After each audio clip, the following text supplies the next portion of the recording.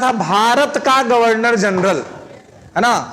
हम लोग को देखना था भारत का governor general, governor general of India. तो जिसमें हम लोगों ने देखा था कि 1833 का चार्टर, है ना, 1833 का चार्टर एक्ट आया था और उस 33 के चार्टर एक्ट से बंगाल का गवर्नर जनरल बन गया था भारत का गवर्नर जनरल। ठीक है, तो यहां तक हम लोग ने देखा था कि जो 1828 में आया था लॉर्ड विलियम बेंटिक, है ना, तो लॉर्ड विलियम बेंटिक आया था as a governor general of Bengal, है ना। कौन आया था? Lord William Bentinck. ठीक है, तो लॉर्ड विलियम बेंटिक जो है 28 में इंडिया आया था, तो ये बंगाल के गवर्नर जनरल के तौर पे इंडिया आया था। ओके, और बाद में जो है ये क्या हुआ कि 1833 के चार्टर एक्ट से ये बन गया भारत का गवर्नर जनरल, क्योंकि इसका ड्यूरेशन है 1828 से 1835, है ना। तो इस वजह से लॉर्ड विलियम बेंटिक को बंगाल का अंतिम गवर्नर जनरल माना जाता है और साथ ही भारत का पहला गवर्नर जनरल भी माना जाता है। क्लियर है?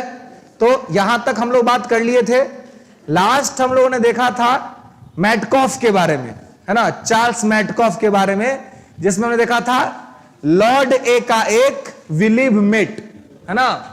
तो लॉर्ड ए का एक विलियम मेट का मतलब था लॉर्ड हेस्टिंग, एडम्स, एमहर्स्ट और लॉर्ड विलियम बेंटिक और चार्ल्स मेटकाफ। चार्ल्स मेटकाफ को भारतीय प्रेस का मुक्तिदाता कहा जाता है।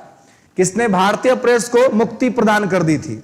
और इस बीच में जो एडम्स जो आप सुने हैं, ये एडम्स जब आया था तो इसने प्रेसों पर प्रतिबंध लगा दिया था, तो सारे प्रतिबंध को हटा दिया था। इसी वजह से मेटकाफ को कहते हैं भारतीय प्रेस का मुक्तिदाता, है ना।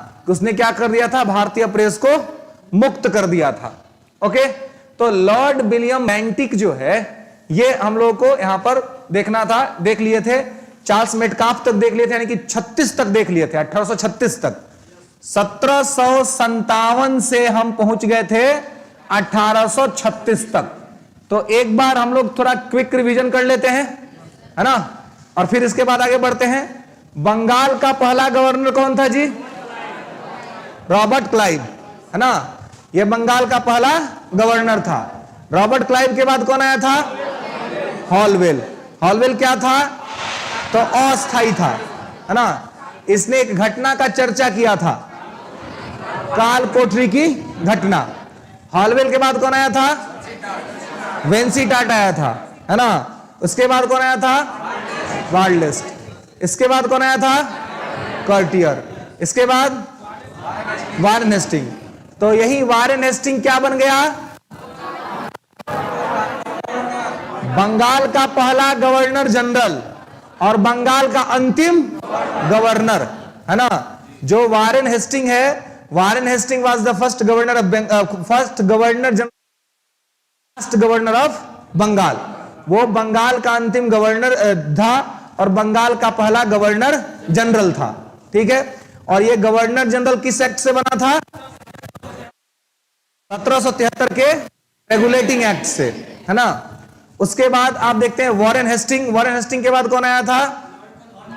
Lord Cornwallis. कॉर्नवालिस के बाद जॉन सोर के बाद, वेलेस्ली के बाद, बार्लो के बाद, मिंटो फर्स्ट के बाद, हाँ, लॉर्ड हेस्टिंग। लॉर्ड हेस्टिंग के पास एडम्स के बाद, एमहर्स्ट के बाद, विलियम के बाद। चलिए, याद हो जाएगा? याद हो गया है? कोई मतलब एक आध दो बार देखना पड़ रहा होगा, बाकी तो अगर आप एक दो बार भी घर में ईमानदारी से रिवीजन किए होंगे तो मुझे लगता है कि कॉपी देखने का भी जरूरत नहीं है।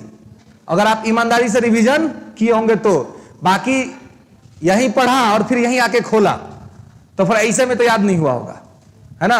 अगर ऐसा हुआ होगा कि यहां पढ़ लिया, फिर यहां पे नोटबुक बंद हुआ और फिर 3 बजे की क्लास आई तो फिर यहां पे खुल गया, है ना। तो अगर ऐसा हुआ होगा तो याद नहीं होगा, लेकिन घर में अगर एक आध दो बार भी रिवीजन किए होंगे तो फिर कोई दिक्कत नहीं होगा, है ना? ठीक है, चलिए। चंदन यादव सर के श्री चरणों में सादर प्रणाम। थैंक यू भाई। चलिए, प्रणाम प्रणाम करने का तो एक काम पढ़ने का जरूरत है, ठीक ना? शिवानी कुमारी सर, आप अपना नंबर दे दीजिए, नहीं तो व्हाट्सएप पे ऑनलाइन ग्रुप में आप ऐड हो जाइए प्लीज। पहला बात तो यह कि हमारा नंबर हुआ अपन नहीं देवो के करो, है ना? क्योंकि मैं देखता हूं जिन लोगों के पास नंबर है उनका क्या हाल होता है। इतना फोन आता है, आप लोग इतना फोन करते हैं कि वो बेचारे लोग परेशान है फोन रिसीव करते करते, ठीक है? उसके बाद एक ही नंबर है भाई अपने पास, है ना? वही सब, उस पर भी कॉलिंग, उस पर अब थोड़ा ना हम जाली आदमी के 2-3 नंबर रखेंगे, है कि नहीं? नंबर एक ही है ना? हाँ, क्या नहीं है?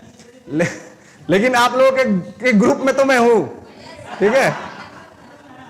हाँ, आप लोगों के ग्रुप में मैं हूं, गौर करिए, खोजिएगा तो मिल जाएंगे, ठीक है? लेकिन नहीं, डीपी तो होगा। हम और डीपी ना लगा हो ही नहीं सकता है। जरूर लगा होगा, है ना? और मैं दूसरे का नहीं, अपना ही लगा के रखता हूं, ठीक है? दूसरा है, देखिए, कभी भी डीपी चाहे स्टेटस किसी दूसरा आदमी को नहीं लगाना चाहिए जी। जब आपको अपने पे कॉन्फिडेंस है कि आप ही सबसे बेहतर हैं खुद में, तो आप दूसरा का लगाइएगा। बहुतों को देखना, कोई किसी का हीरो का लगा देगा, कोई किसी हीरोइन का लगा देगा, कोई किसी का लगा देगा। अपना लगाइए, खुश रहिए, है ना? दूसरे का लगा रहे इसका मतलब कि खुद पर विश्वास नहीं है ना? हाँ, देखिए वो दिखा रहे हैं डीपी, है ना? लगा हुआ है, हाँ। तो चलिए, क्या एडजेक्ट आप जानना क्या चाह रहे हैं बताइए भाई। यही एक नंबर है ना? हा? नहीं है, होंगे, मतलब बॉयज और गर्ल्स दोनों के ग्रुप में आई थिंक, क्योंकि मैसेज मेरे को मिलता है ना? जो मैसेज आता है आप लोग के क्लासेस का, वो वहीं से पता चलता है, ठीक है? चलिए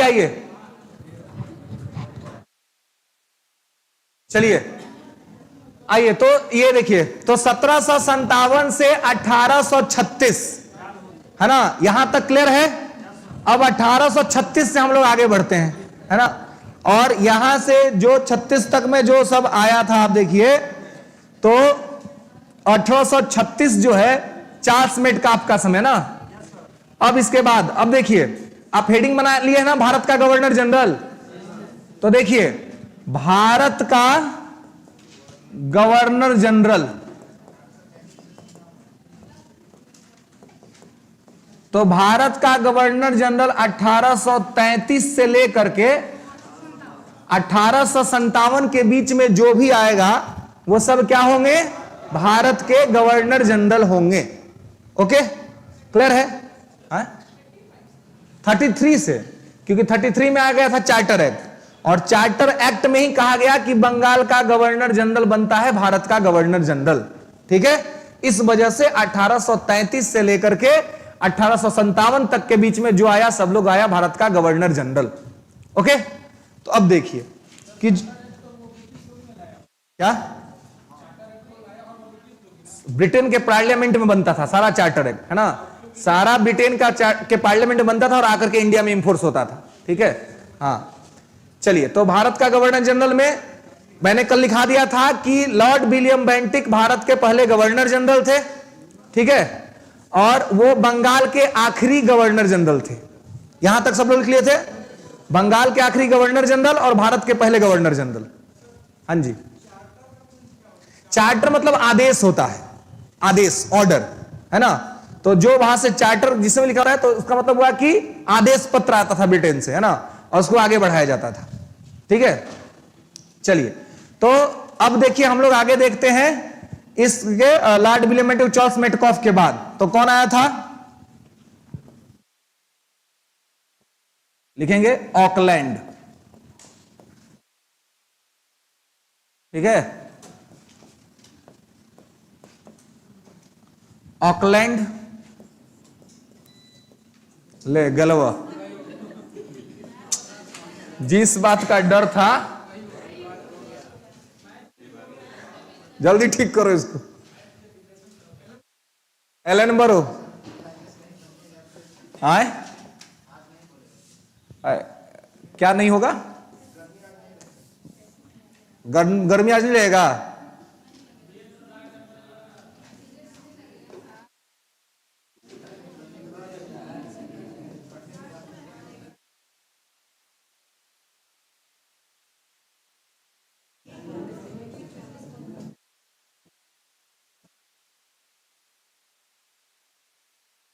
हाँ, एलन बरो 42 से 44, हार्डिंग फर्स्ट 44 से 48, ठीक है। ऑकलैंड 36 से 42, ठीक है। हाँ चलिए अब ठीक हो गया ना।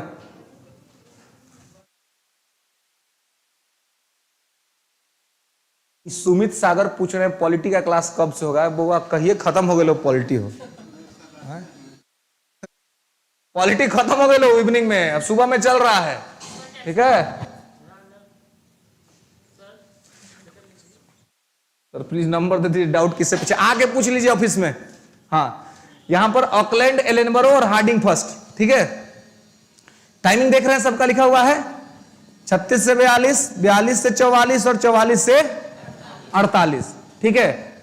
अब इसको जो है सो आपको याद रखना है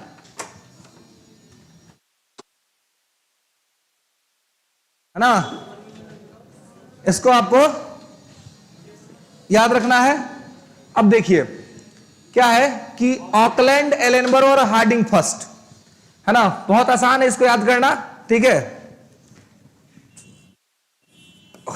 ओके एलन हार्डिंग पार्क चलते हैं। अरे भाई आपको जो ना पार्क में जाना आप जाइए, हम तो इसका बिठा दिए ना, बाकी आपकी मर्जी, आपको जो पार्क अच्छा लगता है वहां जाइए, है ना, वहां घूमिए, वहां का आनंद लीजिए, वहां घुमाइए, है ना, it's totally choice is your. लेकिन टाइम बचता हो पढ़ने से तब, ये ना कि पढ़ाई छोड़ के घूम रहे हैं तो मामला गड़बड़ा जाएगा, पढ़ाई छोड़ के घूमेंगे तो, है ना। तो ओके एलन हार्डिंग पार्क चलते हैं, ठीक है। तो ओके से ऑक से ऑकलैंड, एलन पूरा नाम है, एलेनबरो, हार्डिंग पूरा नाम है, कुछ याद करने का जरूरत नहीं है, बस याद रखना है ओके एलन हार्डिंग पार्क चलते हैं, ठीक है। ओके एलन हार्डिंग पार्क चलते हैं, तो ऑक से ऑकलैंड, ए से एलेनबरो और हार्डिंग से हार्डिंग फर्स्ट। कोई दिक्कत? याद हो जाएगा ना। ओके एलन हार्डिंग पार्क चलते हैं, तो ऑक से ऑकलैंड, एलन से एलेनबरो और हार्डिंग से हार्डिंग फर्स्ट, ठीक है, ठीक है। चलिए तो यहां पर इसको देख लें, ऑकलैंड, एलेनबरो और हार्डिंग फर्स्ट, याद हो जाएगा जी, इसमें कोई दिक्कत नहीं है ना, कोई प्रॉब्लम नहीं है। ओके एलन हार्डिंग पार्क चलते हैं, तो ऑक से Auckland, Ellenborough, Hardinge first. Is that clear? आगे बढ़े, चलिए मिटा देना इसको। चलिए तो अब 36 से हम लोग कहां पहुंच गए? 48 तक। अब देखिए अगला जो नाम आएगा वो याद रखने का जरूरत नहीं, वैसे ही आप लोग को याद रहेगा, क्योंकि वो है लॉर्ड डलहौजी, है ना। इतना फेमस नाम है कि इसको याद करने के लिए ये नहीं है, ठीक है। तो लॉर्ड डलहौजी, अगला नाम लिखेंगे लॉर्ड डलहौजी, ठीक है। 1848 से 1856। आगे लोग का जी लाइन हुआ,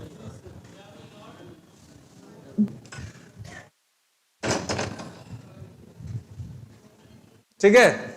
लॉर्ड डलहौजी 1848 टू 1856, ठीक है। और उसके बाद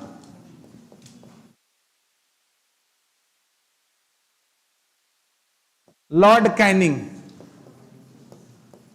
1856 से 1862, ठीक है। चलिए ठीक, आइए। तो डलहौजी, एक डलहौजी बहुत खतरनाक आदमी था जी, और 1857 की क्रांति जो घटी वो इसी के नीतियों की वजह से घटी। हालांकि ये नहीं कह सकते हैं कि 1857 की क्रांति के लिए पूरी तरह से डलहौजी जिम्मेवार था, लेकिन 1857 में जो घटना घटी उसके घटना के पीछे पूरे 100 साल के भारत के शोषण का इतिहास था। यानी कि 1757 से लेकर के 1857 के बीच लगभग 100 साल तक अंग्रेजों ने भारतीयों का शोषण किया था हर क्षेत्र में। उसी शोषण का सशक्त अभिव्यक्ति था 1857 का क्रांति। तो ये 1857 में ही क्यों हुआ, इसका रीजन यह है कि उस समय डलहौजी जैसा क्रूर आदमी आया था, है ना, जो एक तो पहले से स्थिति खराब थी और ये और ज्यादा स्थितियों को खराब कर दिया। इसने एक पॉलिसी लाई थी जिसको कहते हैं हड़प नीति, है ना, डॉक्ट्रिन ऑफ लैप्स, है ना, इसको राज्य हड़प नीति कहते हैं। तो हड़प नीति जो है वो क्या है, डॉक्ट्रिन ऑफ लैप्स। तो डॉक्ट्रिन ऑफ लैप्स जो है, हड़प नीति जो है, ये हड़प नीति के तहत इसने क्या किया कि जिस राज्य के राजवाड़ों में उनके पास पुत्र नहीं था, यानी कि उत्तराधिकार नहीं था, उत्तराधिकारी नहीं था, उस राज्य को अपने साथ मिला लिया, है ना। सबसे पहले सतारा को मिलाया था, लेकिन इस तरह से जितने स्टेट थे जिनके पास अपना कोई उत्तराधिकारी नहीं था, उनको कह दिया कि आप गोद नहीं ले सकते हैं किसी को, है ना, और ऐसे राज्य को अंग्रेज अपने में मिला लेता था, ठीक है। इसके अलावे एक स्टेट था अवध, है ना। अवध को कहा जाता है, बहुत बार पूछा था एक प्रश्न कि भारत के इतिहास में किसको दुधारू गाय कहा जाता था, है ना, तो अवध को, है ना, अवध को कहा जाता था दुधारू। तो इस अवध को जो है, अवध के संबंध में डलहौजी एक स्टेटमेंट देता था कि यह चेरी एक दिन हमारे ही मुंह में आके गिरेगी, है ना। चेरी तो खाए होंगे आप लोग जी, है ना, है, हाँ, लाल लाल होता है, केकवा पर आजकल लगल रहता है सब, है ना, केक पे वह सब देखता है कि भाई चेरी कहाँ है ना, केकवा नहीं, चेरी, केकवा तो सब पोत देता है धर के, है ना। आजकल केक खाने में कम, लगाने में ज्यादा इस्तेमाल हो रहा है ना। मतलब मॉडर्निटी का अपना अलग ही एग्जाम्पल सेट हो गया है। जितना उल्टा काम करिए उस सब का हो गया है मॉडर्निटी, है ना। जितना उल्टा काम करना है वो सब करिए, उसको कह दीजिए कि यह मॉडर्न टाइम, है ना, यह आधुनिक समय। तो खैर, तो डलहौजी 1848 से 1856, ठीक है, और लॉर्ड कैनिंग 56 से 62। देखिए डलहौजी 56 में वापस चला गया यहां से, ठीक है, और 56 में इंडिया आ गया कौन, लॉर्ड कैनिंग। तो सारा जो मामला को गड़बड़ कर दिया था एकदम से, वो किया था डलहौजी, लेकिन परिणाम भुगतने के लिए कौन आ गया, कैनिंग, है ना। ये मामला ठीक वैसे ही हुआ कि आप कहीं पे किसी से झगड़ा किए, उसको धर के बढ़िया से धो दिए, धो करके आके आप निश्चिंत हो गए। आप कहीं चले गए, आपका घर का कोई आदमी पकड़ा गया, जब वो आया, है ना, वो आके दूसरा को धो के चल गया, है ना, तो आप किसी और को धोया, वो किसी और को धो दिया। यही हुआ कि डलहौजी परेशान किया, परेशान हो गया कैनिंग, है ना। तो यहां पर जो मूवमेंट हुआ, उस मूवमेंट में आप देखते हैं कि डलहौजी जो है ना, डलहौजी जो है, इस डलहौजी के गलत नीतियों के वजह से 1857 की क्रांति हुई। और डलहौजी से के बाद जब कैनिंग आया, तो कैनिंग के समय में ही 1857 की क्रांति हो गई। जब 1857 की क्रांति हुई तो उसके बाद कंपनी से शासन छीन लिया गया, क्योंकि लोग जो है एक नारा लगाते थे कि हम कंपनी से ज्यादा महारानी का रैयत होना पसंद करते हैं, है ना। 1857 की क्रांति में यह भी एक नारा था कि हम कंपनी के अधीन नहीं बल्कि महारानी के अधीन रहना चाहते हैं, ठीक है। तो इस वजह से 1857 की क्रांति के बाद कंपनी से शासन छीन लिया गया और कंपनी से कहा गया कि कंपनी भारत में अब केवल व्यापार करेगी, शासन का काम ब्रिटेन स्वयं करेगा, है ना। शासन का काम कौन करेगा, ब्रिटेन करेगा, ठीक है। यह कह दिया गया कि शासन का काम जो है वो ब्रिटेन होगा, ठीक है, ब्रिटेन करेगा, मतलब वहां की हुकूमत करेगी। तो इसके लिए उसने कहा कि जो गवर्नर जनरल का जो पद है, ये भारत में सबसे बड़ा पद होता था जी, है ना, क्योंकि कंपनी का पद था, सर्वे सर्वाधिकारी होता था, सारा निर्णय एक स्वयं लेता था अपनी इच्छा से, ठीक है। तो अब कहा गया कि भारत का जो मालिक अब होगा वो होगी ब्रिटेन। और चूंकि जब महारानी मालिक हो गई तो कहा कि अब गवर्नर जनरल का पद खत्म, अब कोई गवर्नर जनरल नहीं होगा।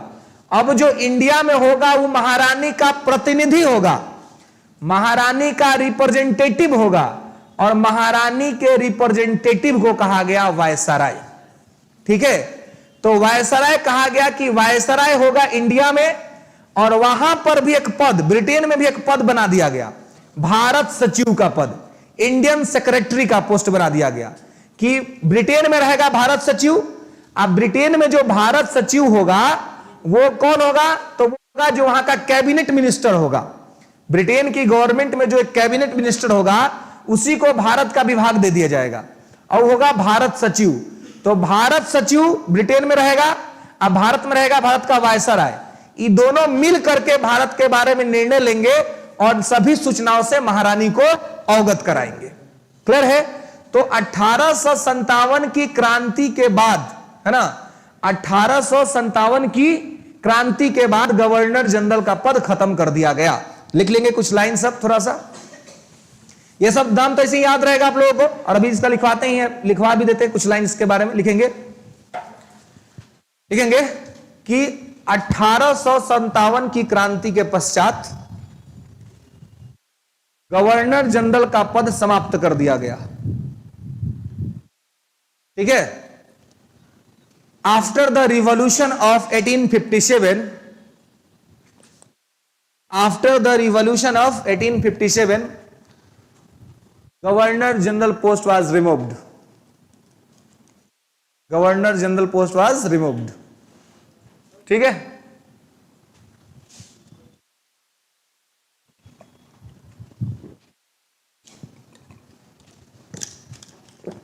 ओके, नेक्स्ट फिर लिखेंगे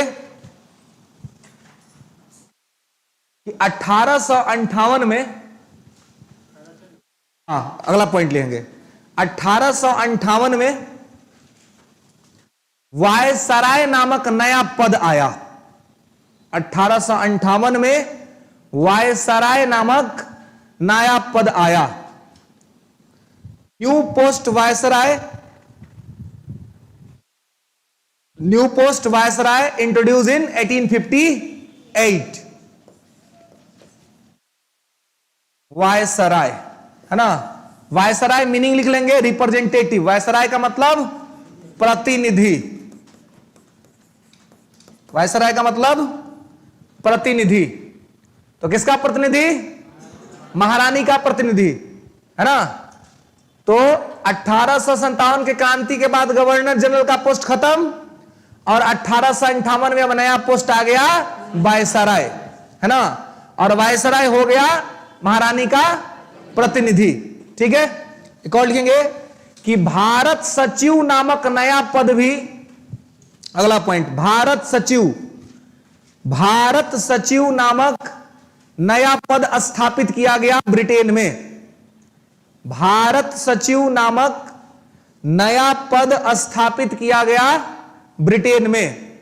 Indian secretary new post, Indian secretary new post established in Britain.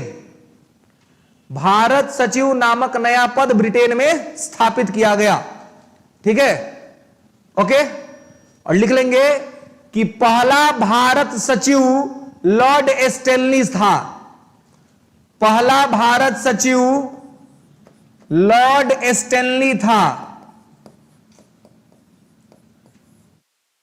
पहला भारत सचिव लॉर्ड स्टैनली था। Lord Stanley was the first Indian secretary. Lord Stanley was the first Indian secretary. ठीक है, ये था इंडिया के लिए, रहता ब्रिटेन में था। ठीक है, इसलिए जैसे कहते कोई मान लिया रक्षा मंत्री, तो कहते ना भारत का रक्षा मंत्री, तो ये आदमी तो किसी भी स्टेट का हो सकता है लेकिन पूरे भारत के लिए है। ठीक उसी प्रकार से वो देखता था भारत का जिम्मा, लेकिन रहता था ब्रिटेन में, इसलिए उसको कहते थे भारत सचिव। ठीक है, वो रहता था ब्रिटेन में ही। ठीक है, भारत में रहता था वायसराय, अब ब्रिटेन में रहता था भारत सचिव। ठीक है, और दोनों मिल करके भारत के काम को देखते थे और महारानी को रिपोर्ट करते थे। वायसराय यहां से सचिव को रिपोर्ट करता था और सचिव जाकर के महारानी से मिल लेता था। क्लियर है? समझ रहे ना? तो पहला भारत सचिव कौन था? लॉर्ड स्टैनली था। क्लियर है? तो लॉर्ड स्टैनली जो था वो पहला भारत सचिव था। ठीक है, तो अब देखिए 1858 में भी दो गो नया पोस्ट आ गया। एक आ गया वायसराय, ठीक है, और दूसरा आ गया लॉर्ड स्टैनली। ठीक है, चलिए सीखा पद है polity history plus Google. Abhijit sir बगला गूगल थोड़ी है जी, हम गूगल नहीं है, ठीक ना?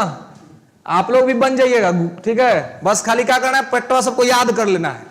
सब फैक्ट याद कर लीजिएगा। याद करने का सबसे अच्छा जो चीज है वो है रिवीजन, और दूसरा चीज कनेक्टिविटी। किसी चीज को किसी भी चीज से रिलेट कर दीजिए और याद कर लीजिए। मेन पर्पस क्या है? याद रखना। और याद करने का सबसे अच्छा तरीका है रिलेट कर देना, किसी चीज से चीजों को जोड़ देना। ठीक है, Rafiya Parveen sir please reply कीजिए। आपका जो भी प्रॉब्लम है आप कॉल कीजिए, नंबर ऐड हो जाएगा। नंबर मैं ऐड नहीं करता हूं ना, मैनेजमेंट टीम कर लेगी। ठीक है, कॉल करते रहिए, जो उठाएगा वो कर लेगा ऐड। तो लॉर्ड स्टैनली, यहां तक क्लियर हो गया? वायसराय, अब देखिए लिख लेंगे एक चीज कि भारत का पहला वायसराय लॉर्ड कैनिंग था। पहला वायसराय लॉर्ड कैनिंग था। ठीक है,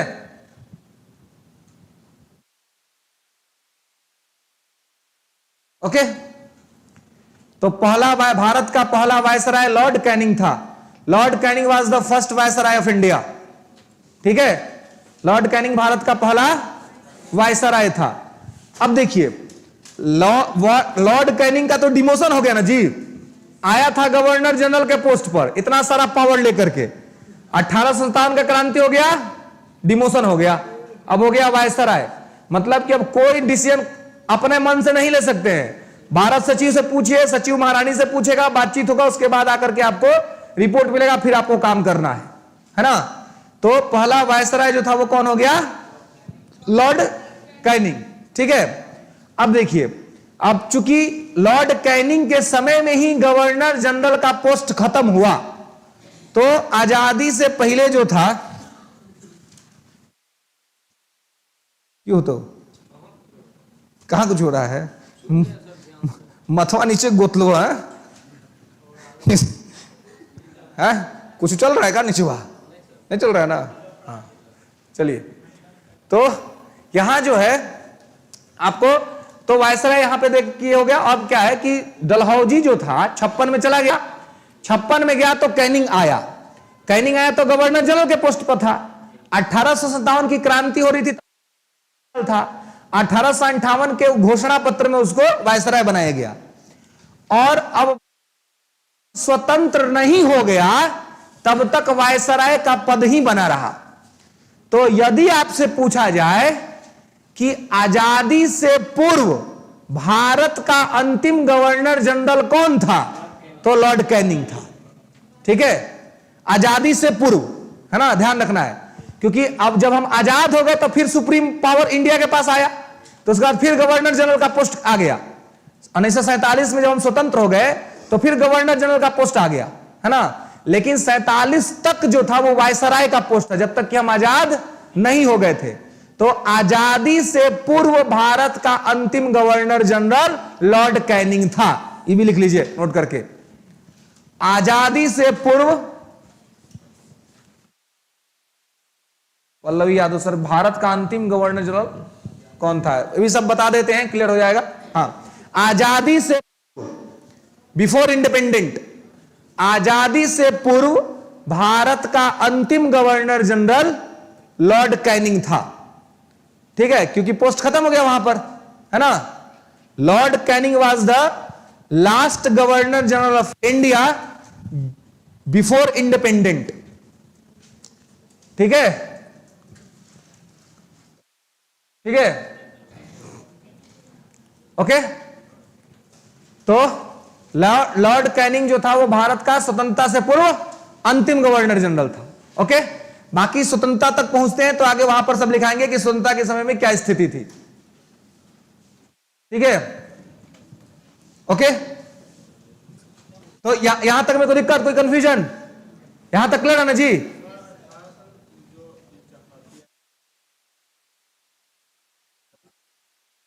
क्या आजादी से पूर्व इसलिए बोल रहे हैं क्योंकि आजादी के बाद फिर आया गवर्नर जनरल का पोस्ट। ठीक है, आपसे पूछा सकता है कि स्वतंत्र भारत का पहला गवर्नर जनरल कौन था, तो लॉर्ड माउंटबेटन, है ना। तो ये ध्यान रखना है कि स्वतंत्रता के बाद पूछ रहा है या पहले पूछ रहा है, तो दोनों में आपको डिफरेंसेस को ध्यान रखना है। और सीधे अगर कॉमनली पूछ ले कि भारत का पहला गवर्नर जनरल कौन था, तो क्या हो जाएगा, लॉर्ड विलियम बेंटिक, जो 1833 के चार्टर एक्ट में बना था, है ना। और आजादी से पूर्व भारत का अंतिम गवर्नर जनरल तो लॉर्ड कैनिंग। आजादी के बाद पहला गवर्नर जनरल लॉर्ड माउंटबेटन, और आजादी के बाद अंतिम गवर्नर जनरल सी राजगोपालाचारी, है ना। और सी राजगोपालाचारी पहले भारतीय और आखिरी भारतीय थे, क्योंकि उनसे पहले कोई भारतीय नहीं बना था और उनके बाद भी कोई भारतीय नहीं बना। ठीक है, हालांकि वहां पे आते हैं तो बात भी लिखवा देंगे, फिलहाल क्रोनोलॉजी से चलते हैं। ठीक है, हाँ, वायसराय वही भारत का वायसराय ही था। ठीक है, वो एक ही पोस्ट था। तो डलहौजी और कैनिंग, तो ऐसे ध्यान रहेगा आप लोगों को। ठीक है, डलहौजी, ये बहुत बार पूछा सकता है कि 1857 की क्रांति के समय भारत का गवर्नर जनरल कौन था, तो कौन हो जाएगा, कैनिंग हो जाएगा। क्लियर है। चलिए, तो अब देखिए, अब एक हेडिंग बनाइए, भारत के वायसराय, क्योंकि अब जितने आएंगे सब क्या आएंगे, वायसराय। भाई राफिया अपने एक कमेंट वाला, सर आप बहुत अच्छा पढ़ाते हैं, बहुत देख ही रहे हैं हम, अब कौन सी आप लिख रहे हैं, बोलिए क्वेश्चन पूछिए। 1 से 5 के लिए है ना पढ़ाते सर, भैया 100, ये कॉमन क्लास है और ये सबके लिए है। ठीक है, ये कॉमन क्लास है और ये सबके लिए है। ठीक है, चलिए हेडिंग बनाइए, भारत के वायसराय, भारत के वायसराय।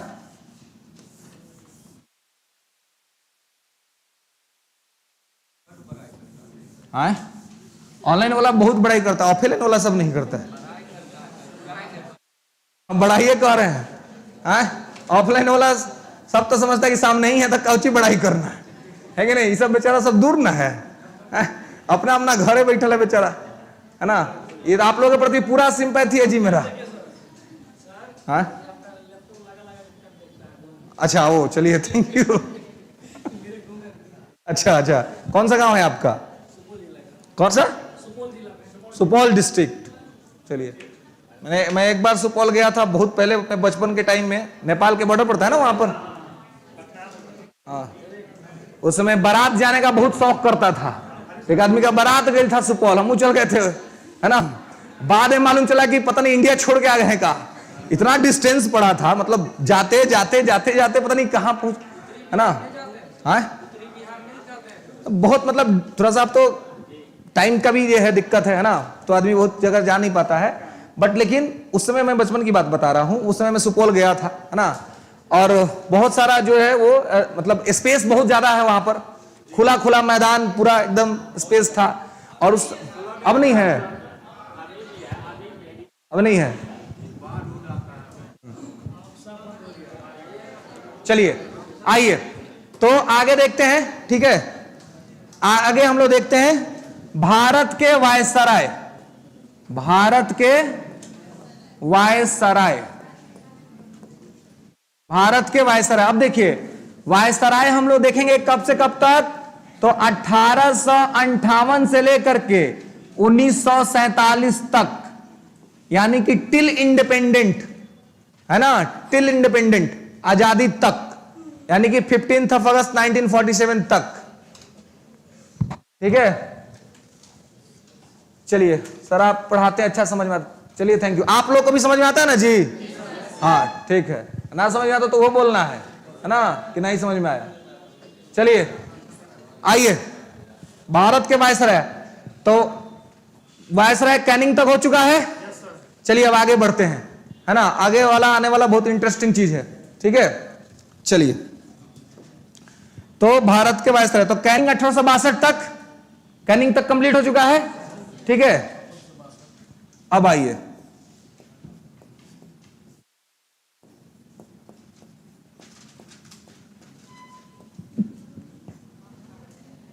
एल्गिन।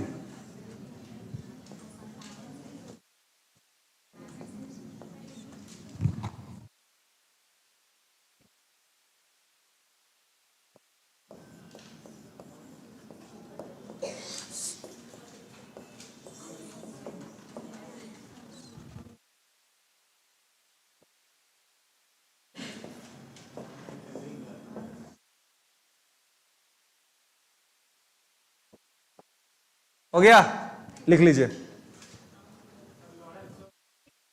मेयो, मेयो, ये एल्गिन, ये लॉरेंस, ये मेयो, ठीक है, मेयो। ओके, ठीक है। मेयो, मेयो, मेयो, वो मेयो म्याओ वाला मेयो नहीं, बिलई वाला मेयो, ठीक है। आइए, Elgin Lawrence Mayo, Elgin 1863 to 64, Lawrence 1864 to 1868 और मेयो 1868 टू 1872। ओके,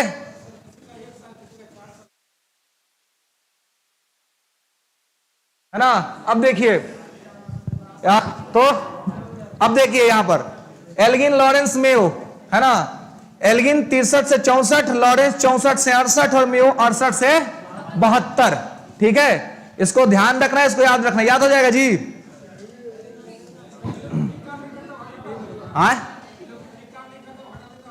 हाँ बिल्कुल, हाँ। चलिए अब देखिए एल्गिन लॉरेंस मेयो, देखिए तो एल्गिन लॉरेंस मेयो को आपको ध्यान रखना है। तो ये कैसे याद करना, देखिए एल्गिन लॉरेंस मेयो, है ना, एल्गिन, ठीक है। तो एल्गिन को हम लोग यहां से जो है वो डिनोट करते हैं आई से, ठीक है, आई फॉर एल्गिन। आई एक ही अल्फाबेट है ना, तो एक अल्फाबेट है तो ईयर भी एक ही है ना। आई फॉर एल्गिन, ठीक है। एल फॉर लॉरेंस, है ना। तो एल में अगर वो 4 वर्ड अगर आप ऐड कर दे, है ना, एक हम लिख दिया 3 गो ऐड कर दे तो 4 वर्ड आता है ना जी, है ना, ठीक है। तो अगर वो अगर मान लीजिए मैं उसको ऐड कर देता हूं, है ना, तो 4 वर्ड हो गया, ठीक है। तो 4 साल का डिफरेंस भी है, पगला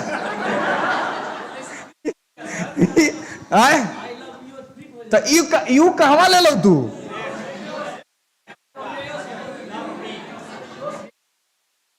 देखिए देख लीजिए कितने दूरदर्शी हैं ना। सही बात है, मैं वही पूछने वाला था, आप पहले पहुंच गए, है ना। अच्छा चलिए, ठीक है।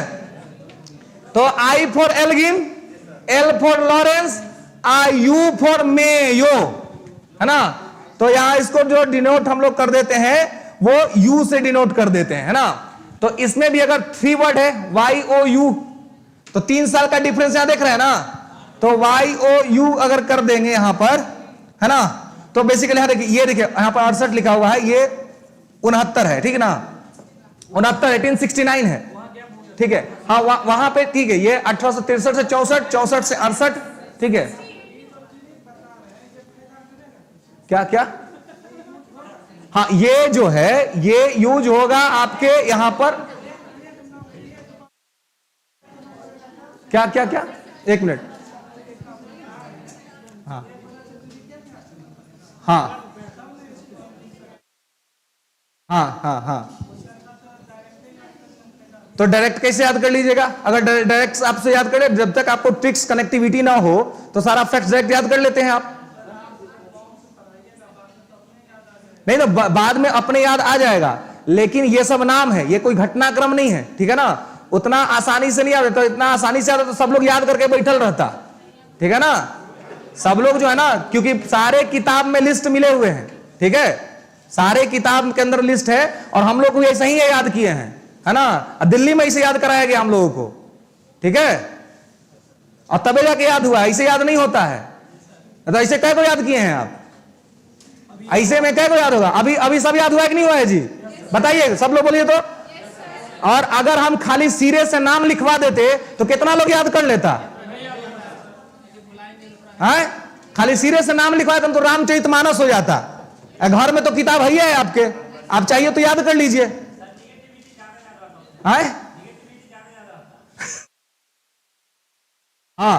तो देखिए क्या है कि ऐसे तो किताब तो है ना आपके पास, है कि नहीं, घर में किताब है ना, आपके पास किताब है, किताब से आप याद कर सकते हैं, लेकिन किताब में कनेक्टिविटी नहीं होती है, किताब में एक प्रकार का फ्लो होता है केवल, है ना, इस वजह से इसको यहां पर दिया जाता है। ठीक है, चलिए तो यहां पर इस चीज को देखिए, तो एल्गिन I4, ठीक है, यहां पर ठीक है, ये डिनोट होता है।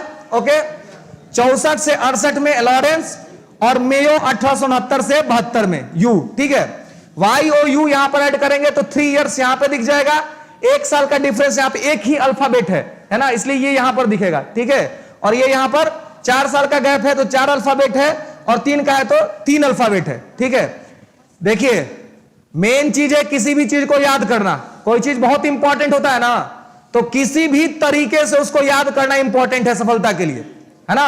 हम लोग का जो मैथ का बोर्ड का एग्जाम था, मैट्रिकुलेशन का, 2012 में मेरा मैट्रिक का बोर्ड हुआ था, तो वहां पर जब बोर्ड था तो हम लोग मैथ्स में एक परिमेय से एक सवाल आता है, परिमेय से, परिमेय वो समझे में नहीं आता था कि कैसे करें, वन में नहीं करता, आप फिक्स था कि वो एग्जाम में आने वाला है, खूब प्रैक्टिस किए, खूब याद, बन ही नहीं था, मतलब कि वो बन ही नहीं पा रहा था, अंततो गत्वा सारा परिमेय याद कर लिए, सीरीजें याद कर ली पूरा बुक से, कि तो बन नहीं रहा है, यादें कर लेते हैं पूरा, है ना, किसी तरीके से कनेक्ट करके उसका पूरा प्रोसेस, जो प्रोसेस बन के आता है। केसी सिन्हा में आप लोग बनाए होंगे, केसी सिन्हा में क्या होता था, केसी सिन्हा और एनसीईआरटी मैथ या बीटीसी मैथ हार्ड लगता है, लेकिन केसी सिन्हा आसान लगता है, लेकिन केसी सिन्हा आसान नहीं है।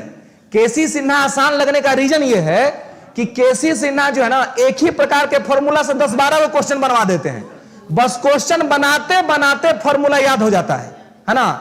एनसीईआरटी बीटीसी में क्या है कि एक फॉर्मूला पर एक क्वेश्चन, दूसरा फॉर्मूला पर दूसरा क्वेश्चन, बस फॉर्मूला आपको याद करना पड़ता है ना, और वो कनेक्ट नहीं हो पाता है।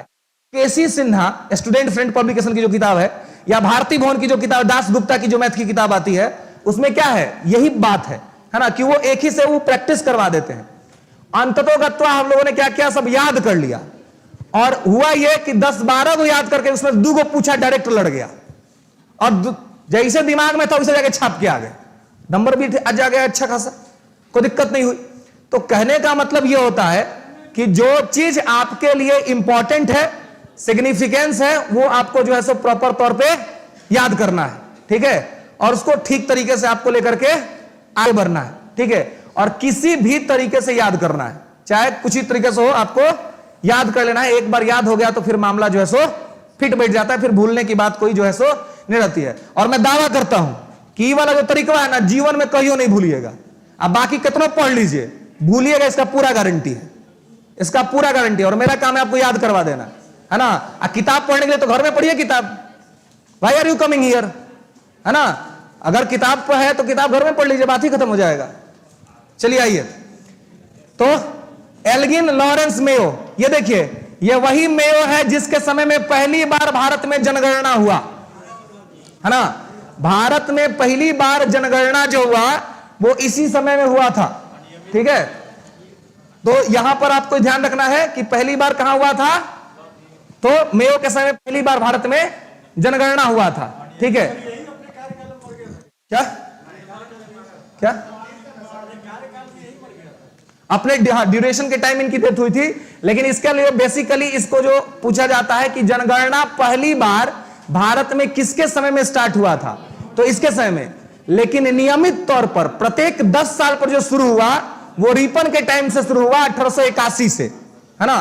तो आगे आएंगे रिपन के टाइम में, तो वहां पर उसको देखेंगे। ठीक है, तो यहां पर इस चीज को जैसा आपको ध्यान रखना है। ठीक है, क्या, हाँ 72 में पहली बार जनगणना हुआ था। ठीक है, और 81 से रेगुलर बेसिस पर होना शुरू हो गया था, 81 में आएंगे तो यहां पर ध्यान रखेंगे। ठीक है, तो यहां पर I for Elgin, L for Lawrence और U फॉर मेयो, इस अल्फाबेटिकल ऑर्डर से आपका ड्यूरेशन और टाइमिंग भी ध्यान रहेगा। ओके, चलिए क्लियर है, आगे चले, चलिए आइए फिर आगे चलते हैं। नॉर्थब्रुक, नॉर्थब्रुक 1872 से 76, लीटन 76 से 80, रिपन 80 से 84, डफरिन 84 से 88। ठीक है, चलिए। हाँ, ये नॉर्थब्रुक, लीटन, रिपन, डफरिन। ठीक है, डफरिन। ओके,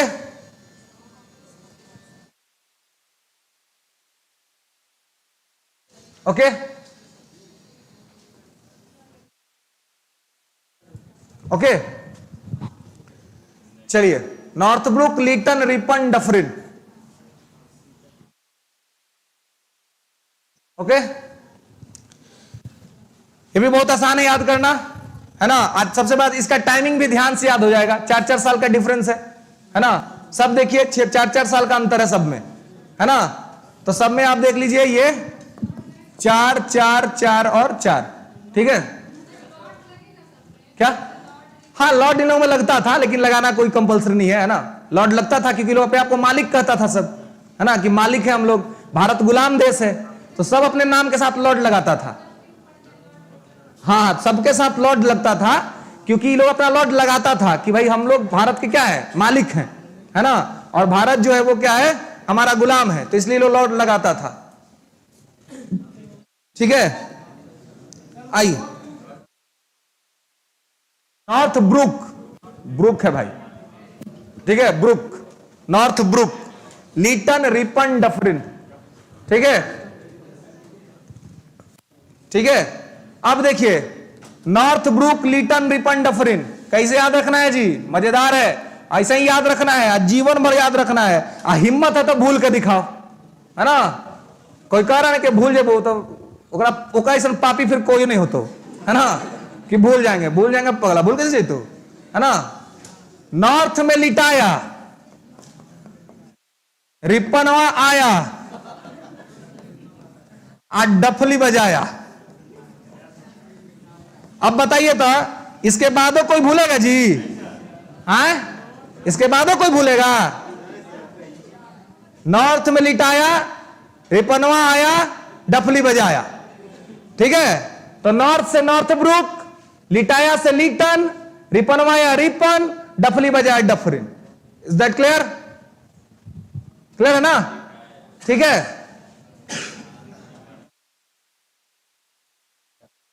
ठीक है। नॉर्थ में लिटाया, रिपन आया, डफली बजाया। ठीक है, हो गया? समझ रहे हैं? याद होगा कि नहीं होगा जी? है नॉर्थ ब्रुक, नॉर्थ से नॉर्थ ब्रुक, लिटाया से लीटन, रिपनवा पूरा नामे है, और डफली से डफरिन। ठीक है,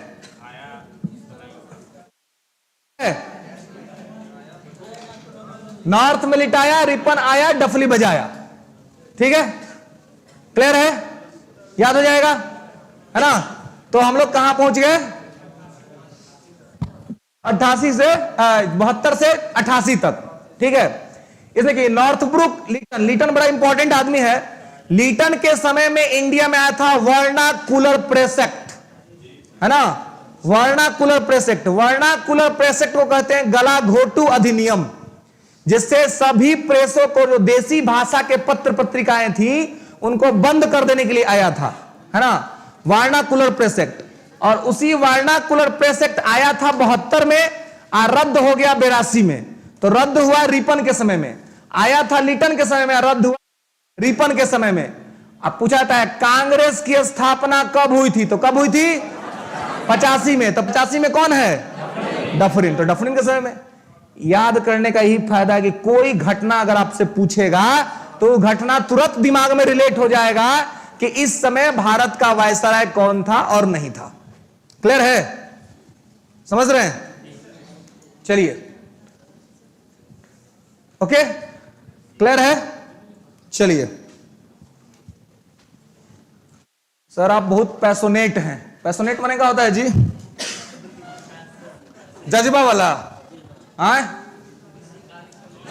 पैशनेट देखिए, ये मैं हमेशा कहता हूं कि कोई कॉन्फिडेंस या कोई भी पैशन कभी बिना मतलब के भाषणबाजी से आता नहीं है, ये आता है आपके नॉलेज से। एक बार बढ़िया से पढ़ लीजिए।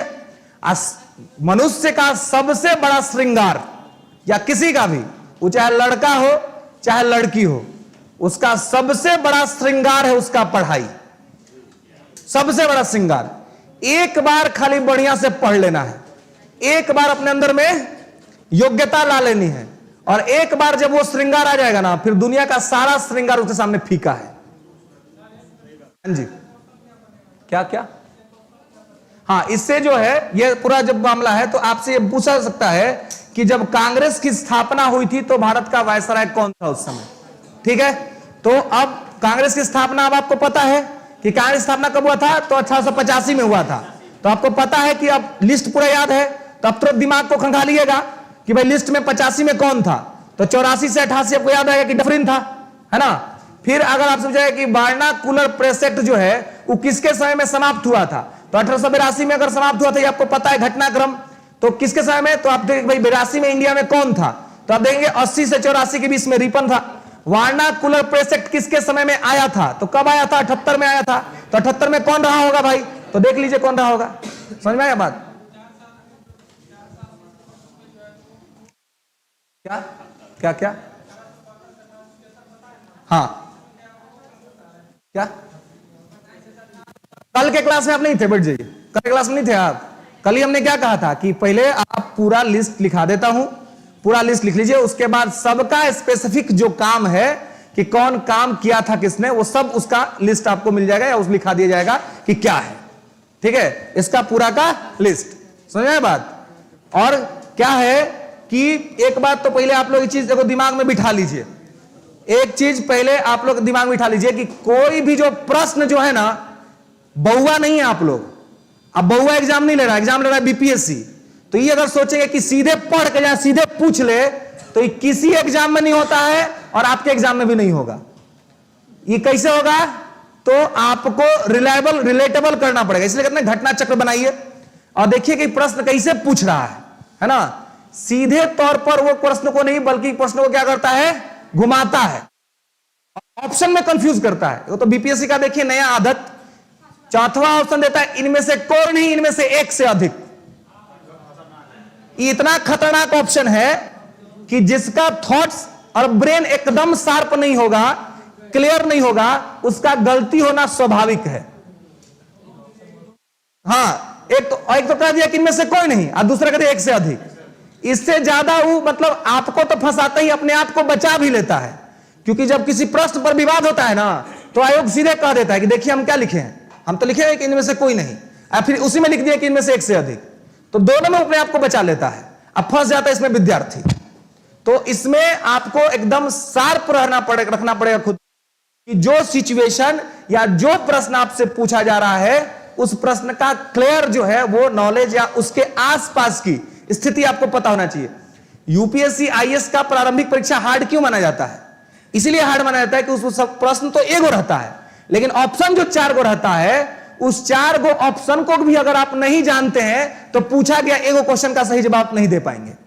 तो वो कैसे होता है? तो जब आप रिलेट करके उस समय की पूरी परिस्थितियों को ध्यान में रखते हैं, तब जाकर के आप आराम से प्रश्न को सही कर पाते हैं। तो उसी प्रकार की परिस्थितियां आपके साथ भी बनाई जा सकती हैं, जैसे कि चूंकि बीपीएससी ही ले रहा है और बीपीएससी जिस प्रकार से काम कर रहा है उसी प्रकार से वो आगे भी जारी रखेगा, है ना। और उसी प्रकार से लगातार ट्वीट्स भी आते हैं, हर 1-2 दिन पे अतुल प्रसाद जी ट्वीट कर देते हैं, है ना। अभी आप लोगों का मामला चल रहा है, जैसे ही मामला ठंडा होगा तो बीपीएससी का मामला शुरू हो जाएगा। जो सितंबर में 30 सितंबर को एग्जाम प्रस्तावित है, 30 सितंबर को पीटी होना है, अभी उनका इस मामले पर ट्वीट चल रहा है। जैसे ही मामला सब ठंडा होगा, उधर के विद्यार्थियों का हालत खराब होना शुरू हो जाएगा, फिर उस पर ट्वीट करना शुरू कर देंगे। और जो वो कह देते हैं, जिस प्रकार से वो करते हैं, वो करा लेते हैं, है ना। तो इसलिए वो जो बात कह रहे हैं उस बात को सीरियस लेने का आवश्यकता है, उससे पीछे नहीं हटेंगे, वो उस हिसाब से अपना सारा काम करा लेंगे। हाँ, तो रोज कुछ ना कुछ बोलेंगे, वो उनका आदत है, और जो बोलेंगे वो करेंगे भी, है ना। तो इसलिए इस चीज को ध्यान रखना है। खैर, तो नॉर्थब्रुक, लीटन, रिपन, डफरिन, यहां तक में कोई दिक्कत? यहां तक में कोई दिक्कत नहीं, है ना। यहां तक क्लियर हो गया? ठीक है, चलिए, तो नॉर्थ में लिटाया, रिपन आया, डफली बजाया। क्लियर है? Northbrook, Lytton, Ripon, Dufferin. Is that clear? चलिए अब देखिए, इसके बाद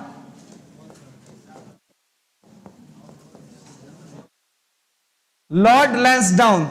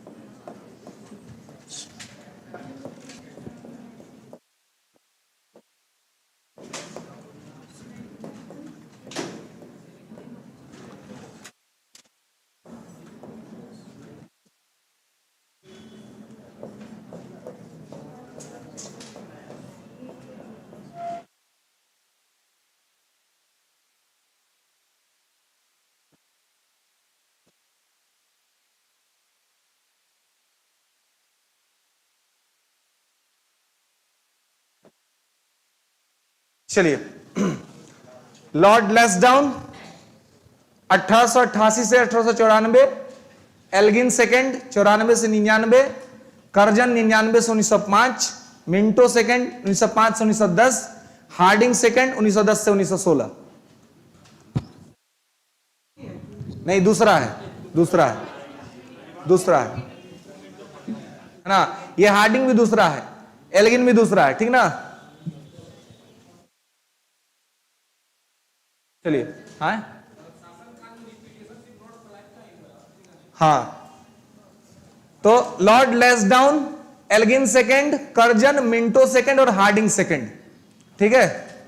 दीपक कुमार, घटना चक्र प्रीलिम्स का बनाना है। हाँ बिल्कुल, घटना चक्र प्रीलिम्स वाला जो आता है, प्रीलिम्स का ही आता है, मेंस का तो आता ही नहीं है ना। घटना चक्र प्रीलिम्स के लिए ही आता है। ठीक है? Rajesh Kumar, best trick sir आपका। ट्रिक हर ताले की चाबी है, सब खुल जी तो। ठीक है? सुबह के मॉर्निंग क्लास में हिस्ट्री में सर नींद आता है, कहा से कि हम नहीं पढ़ाते हैं पगला। हम पढ़ाए तो नींद से जगल कुंभकर्ण को जगा देंगे, नहीं जगतो तो उपाय करेंगे, डंटो रखवाएंगे कल से क्लास में, है ना? ठीक है? आप आदित्य तिवारी, आप कहां से हैं सर? भारत से हैं, है ना? भारत में बिहार से, और बिहार के अंतर्गत सारण जिला से। ठीक है? हाँ, छपरा सारण। ठीक है? लॉर्ड, चलिए, Lord Lansdowne, Elgin, Curzon, Minto, Hardinge second. देखिए, इसमें कोई ट्रिक नहीं है जी, इसमें कोई ट्रिक का काम ही नहीं है, ऐसे ही याद हो जाएगा। कारण है कि इसमें दो ही को है जो नया नाम है, बाकी नाम तो आप देख रहे हैं कि रिपीट हो रहा है ना? मतलब नाम रिपीट हो रहा है। ठीक है? नाम दो ही आपका पास, एगो ही नाम इतना फेमस है कर्जन कि इतिहास में इसको तो आप भूल ही नहीं सकते। इतना काम सब किया है, बहुत कांड किया इंडिया में, है ना? इसलिए इसको भूलना नामुमकिन है ना? इसको तो ऐसा याद रखना है। ये जो था, बंगाल का विभाजन यही करवाया, है ना? विश्वविद्यालय अधिनियम इसी के समय में बना। ईगो प्रोग्राम ही चलाया था, यंग हस्बैंड अभियान, है ना? ये प्रोग्राम चलाया था कर्जन, उसका नाम था यंग हस्बैंड। ये क्या होगा जी इस प्रोग्राम में? है यंग हस्बैंड अभियान। बच्चा में जो आप सोच रहे हैं उसका बिल्कुल उल्टा है। जो भी आप लोग ना,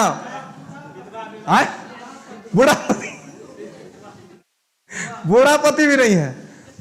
यंग हस्बैंड एक आदमी का नाम है, बस इतना ही बात है ना? यंग हस्बैंड, है ना? अरे ना, खोदा पहाड़ निकली चूहिया, है ना? यंग हस्बैंड अंग्रेजी सेनापति का नाम था, कमांडर था वो, ठीक है, यंग हस्बैंड। उसको जो है उसको तिब्बत में हुए विद्रोह को दबाने के लिए भेजा गया था, है ना, इसीलिए उसको कहते हैं यंग हस्बैंड अभियान। लेकिन नामुआ से लगता है कि कोई होगा जवान पोती सबका कोई आंदोलन होगा, है ना, वो सब जाके पार्टिसिपेट कर रहा होगा, है ना। तो वैसा कुछ नहीं है, यंग हस्बैंड केवल एक आदमी का नाम है। और वो जो यंग हस्बैंड है वो क्या कर रहा था, तो वो इस चीज को लेकर के आगे बढ़ रहा था, मतलब कि सेना का नेतृत्व किया था। तिब्बत के क्षेत्र में शांति स्थापना के लिए सेना भेजी गई थी, उस सेना का नेतृत्व किया था यंग हस्बैंड ने, ठीक है। बार बार कहते हैं, देखिए जब पूरा हिस्टोरिकल अब पूरा सैद्धांतिक का किताबी लैंग्वेज में बात करने लगेंगे ना, 1.5 घंटा बर्दाश्त करना आपके लिए मुश्किल हो जाएगा, है ना, मुश्किल हो जाएगा, लगेगा एसी में पसीना पूछने, ठीक ना। देखिए कुछ लोग पूछिए रहे हैं, ठीक है। तो कहने का मतलब है कि इसलिए क्या करना है कि आपको इस चीज को समझना है, ध्यान रखना है, और इसको हमेशा के लिए क्या करना है, मेमोरी में रख लेना है ना, दिमाग में रख लेना है। विश्वविद्यालय अधिनियम, यूनिवर्सिटी एक्ट, है ना, विश्वविद्यालय में राष्ट्रवादी गतिविधियों को नियंत्रित करने के लिए लॉर्ड कर्जन ने विश्वविद्यालय अधिनियम बनाया था कि विद्यालय के अंदर जो विद्यार्थी बैठ के जो नेतागिरी वाली बातचीत करते हैं, राष्ट्रवाद की बात करते, वो सब कंट्रोल करने के लिए विश्वविद्यालय अधिनियम लेकर के आया था, है ना, यूनिवर्सिटी एक्ट, ठीक है। ठीक है, विकास कुमार सिंह सर मिलते हैं फिर आपसे, इससे पहले भी कभी मिले हैं कहा भाई विकास बाबू? चलिए, तो यंग नहीं, मतलब अभी लिखना चाहते लिख लेंगे, फिर आगे मैं सब लिखाऊंगा, ये सबका, ये सब याद देख लीजिए, यहां तो लिखा दूंगा, फिर या फिर इन सबका इंपॉर्टेंट जो ये होगा पेज में आपको दे दूंगा, इन लोगों का केवल, है ना, कि इन लोगों ने क्या क्या इंपॉर्टेंट काम किया इसमें से, कि भाई किसके समय में क्या क्या इंपॉर्टेंट हुआ है घटनाक्रम इंडिया में, ठीक है, क्या क्या हुआ किसमें रखते, बस अब आपको इतना करना होगा कि इसके नाम के साथ उसको जोड़ देना होगा, है ना, कि अच्छा इसके समय में ये हुआ, जब रिवीजन करिएगा तो उसके साथ उसको देना है, ठीक है, कि इसके समय में ये काम, इसके समय में ये काम, इसके समय में ये काम, ठीक है। तो अब देखिए, तो Lansdowne, Elgin second, Lord Curzon, Minto, ये देखिए मिंटो सेकंड, इसके समय में ही आया था 1909 का Morley Minto act. Morley Minto act जो आया था, मार्ले मिंटो एक्ट में पहली बार भारत में सांप्रदायिकता की बीज डाली, है ना, सांप्रदायिकता की, बिल्कुल। और सेपरेट इलेक्शन जो हुआ वो पहली बार इसी के समय में आया, और वो सेपरेट इलेक्शन पहली बार केवल मुस्लिमों के लिए दिया गया था, है ना, केवल मुस्लिम कम्युनिटी के लिए सेपरेट इलेक्शन जो है वो प्रोवाइड कराया गया था, ओके। हार्डिंग सेकंड, ये वही आदमी है जिसके समय बिहार का विभाजन रद्द हुआ, 1911 का दिल्ली दरबार, 1911 का दिल्ली दरबार जो लगा था, तो बंगाल विभाजन हुआ था, तो बंगाल विभाजन 1911 में जब दिल्ली में आयोजित किया गया दिल्ली दरबार, तो ब्रिटेन के राजा जॉर्ज पंचम की भारत यात्रा हुई थी, और उस समय दिल्ली में दरबार लगा था दिसंबर के महीने में, और उसी में 3 बातें हुई, बंगाल विभाजन को रद्द कर दिया गया, भारत की राजधानी कलकत्ता से दिल्ली स्थापित कर दी गई, और उसी में घोषणा हुआ कि बिहार नाम का एक स्वतंत्र पृथक राज्य स्थापित किया जाएगा। और ये तीनों काम जब हुआ तो उस समय भारत का वायसराय हार्डिंग द्वितीय था, क्योंकि ये सब काम 1911 में हुआ था, तो इस समय कौन रहेगा? बहुत सारे एग्जाम में ये प्रश्न जो है सो पूछा गया है कि बंगाल विभाजन रद्द होने के समय कौन था, ठीक है, ओके।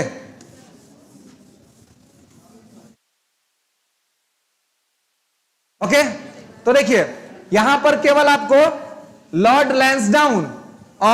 लैंसडाउन और कर्जन, यही 2 नाम आपको नए तरीके के आपके दिखेंगे, बाकी सारे नाम तो आपको रिपीटेड तौर पे दिख रहे हैं, क्लियर है। तो इसमें बस केवल थोड़ा सा 1-2 बार प्रैक्टिस करेंगे, तो एल्गिन सेकंड, मिंटो सेकंड और हार्डिंग सेकंड, तीनों को एक साथ ध्यान रख लेना है, ठीक है, जो इसी बीच में आए हैं, और बाकी लैंसडाउन और लॉर्ड कर्जन, ठीक है। तो इसमें सबसे ज्यादा जो प्रोमिनेंट आदमी है वो लॉर्ड कर्जन है ना, कर्जन सबसे ज्यादा प्रोमिनेंट आदमी है, कर्जन से बहुत बार बहुत सारे एग्जाम्स में सवाल पूछा गया है, ठीक है, ठीक है। नहीं, ये तो पूछा तो आपको ये भी जाएगा, है ना, ये भी पूछा सकता है, या मिंटो तो ये बहुत बार बार्ले मिंटो के साथ आता, मतलब इसमें सबसे प्रोमिनेंट है, सबसे प्रसिद्ध आदमी है ये, सबसे ज्यादा काम वाम सब जो है सो इसने किया है, ठीक है। हाँ, मार्ले मिंटो एक्ट इसी में आया था 1909 में। देखिए अब 1900 मार्ले जो था उस समय ब्रिटेन में भारत सचिव था और मिंटो भारत में था वायसराय। ठीक है, तो दोनों के मिल के आया था मार्ले मिंटो एक्ट। क्लियर है? तो इसको याद कर लीजिएगा क्योंकि लेसडाउन और कर्जन ही दो नाम है, बाकी तो सब रिपीटेड हुए हैं। क्लियर है? ओके, इसके बाद देखते हैं इसके आगे कि इसके आगे क्या है। देखिए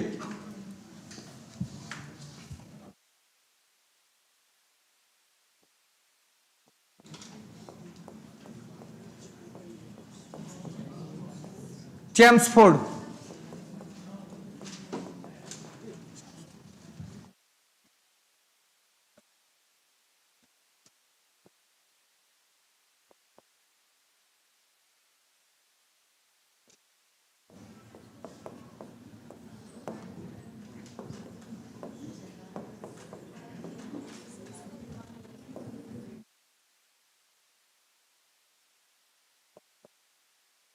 हाँ reading,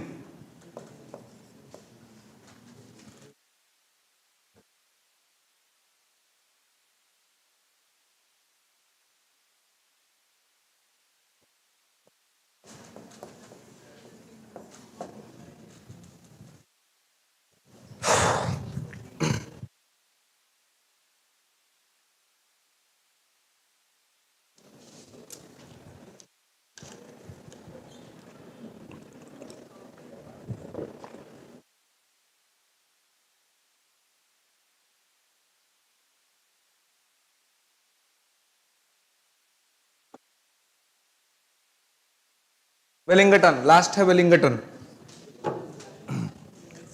Chelmsford, reading, Irwin, Wellington.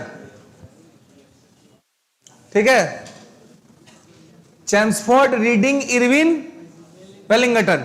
Okay, अब देखिए कि चैम्सफोर्ड, रीडिंग, इरविन, वेलिंगटन, इसमें आप देखेंगे तो दो लोग बहुत ज्यादा इंपॉर्टेंट है, एक तो चैम्सफोर्ड और दूसरा इरविन, है ना, क्योंकि इरविन के समय में बहुत सारा घटनाक्रम हुआ है।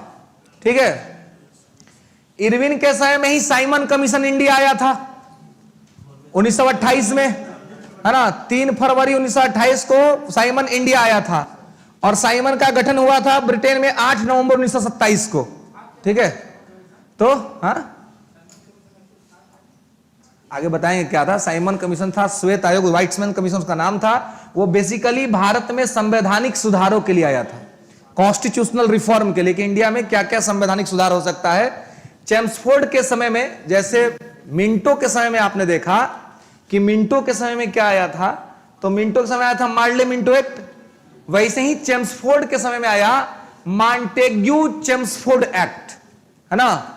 मॉन्टेग्यू चैम्सफोर्ड एक्ट जो है वो उसके समय में आया था। ठीक है, तो मॉन्टेग्यू चैम्सफोर्ड एक्ट में ही कहा गया था कि उत्तरदायी शासन की स्थापना कब की जाएगी, कैसे की जाएगी, रिस्पॉन्सिबल गवर्नमेंट की स्थापना। तो उसी में मॉन्टेग्यू चैम्सफोर्ड में कहा गया था कि मॉन्टेग्यू चैम्सफोर्ड के 10 साल बाद हम एक कमीशन भेजेंगे ब्रिटेन से। वो कमीशन इंडिया में जाकर के जांच करेगा और देखेगा कि इंडिया कितना ज्यादा बेहतर हो पाया है कि हम इसको अपना शासन इसके हाथ में दे पाए, या एक प्रकार से एक जो है वो रिस्पॉन्सिबल गवर्नमेंट ऑफर कर दे इंडिया को। तो इसको 1916 में जो है ये कमीशन, ये मॉन्टेग्यू चैम्सफोर्ड आया था, तो इसके हिसाब से ये सारी चीजें चल रही थी। लेकिन एक्ट जो इंफोर्स हुआ 1919 में इंफोर्स हुआ था, और 1919 में जब इंफोर्स किया तो उसके माध्यम से 10 साल बाद यानी कि 1929 में कमीशन जो है वो आने वाला था।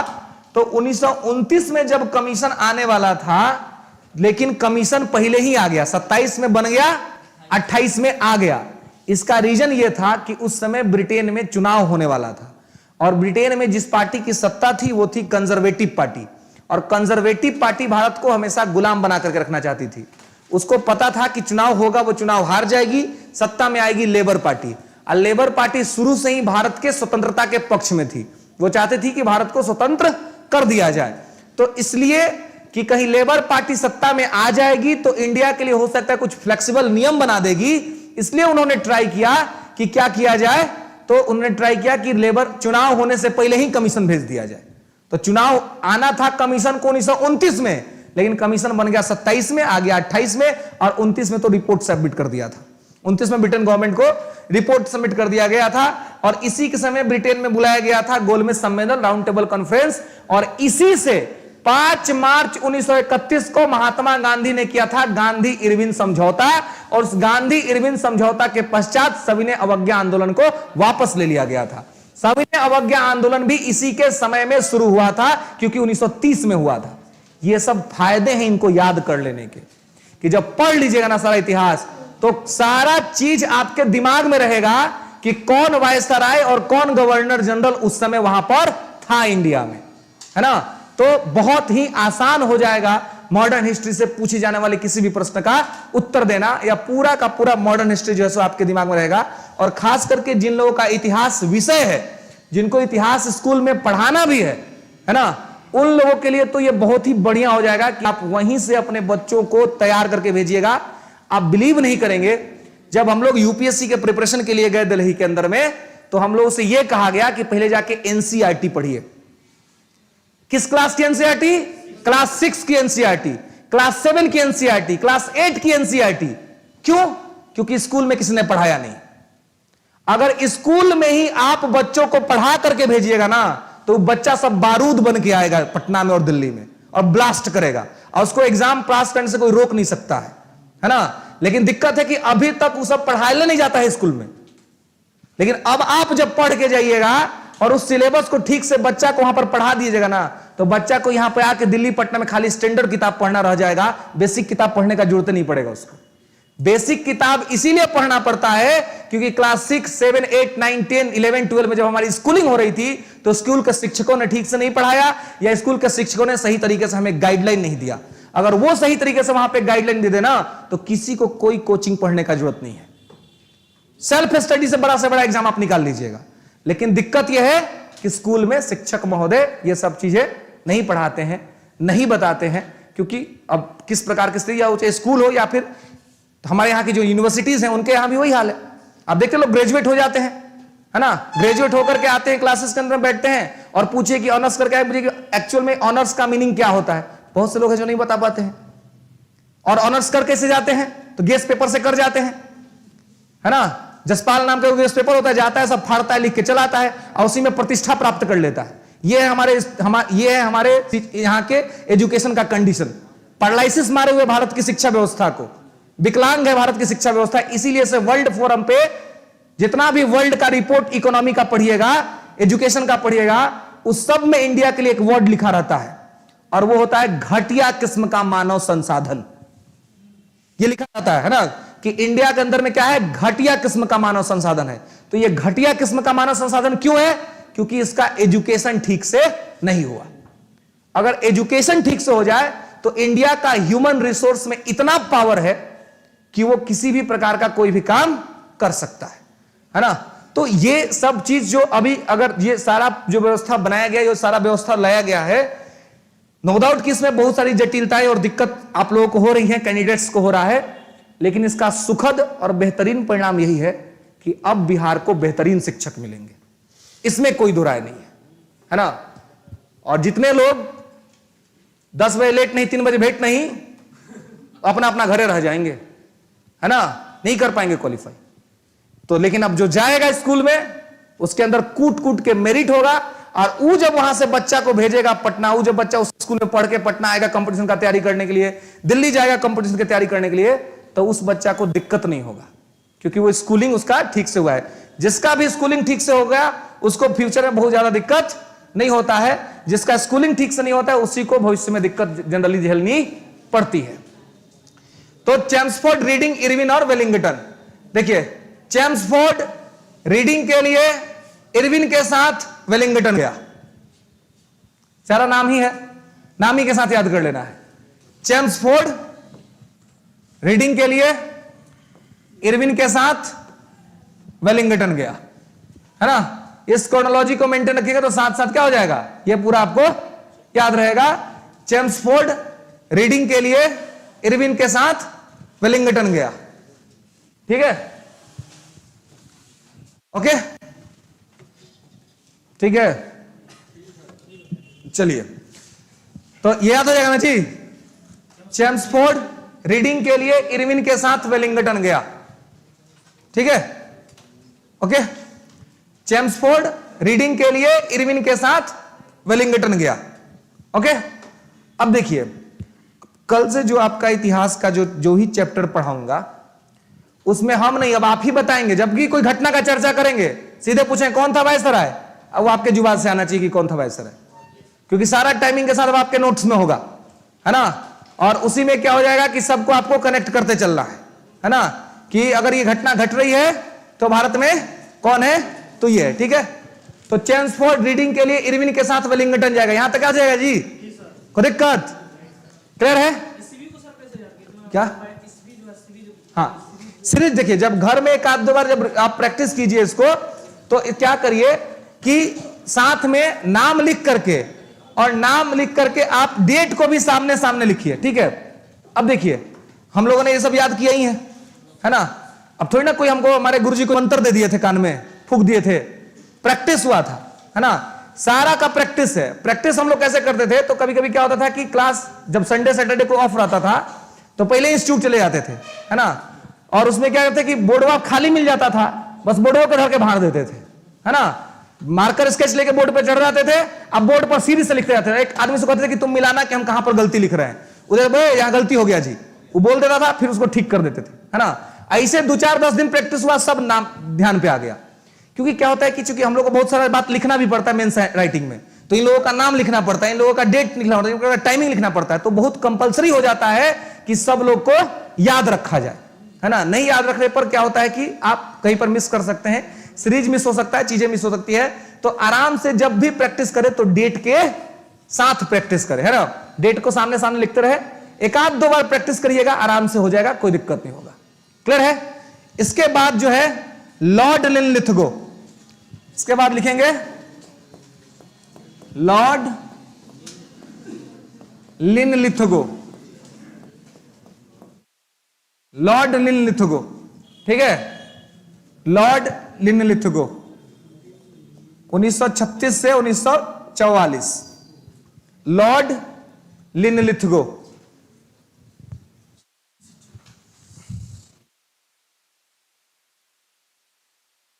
लॉर्ड लिनलिथगो, ठीक है। सेकेंड वर्ल्ड वॉर के समय यही था भारत का वायसराय।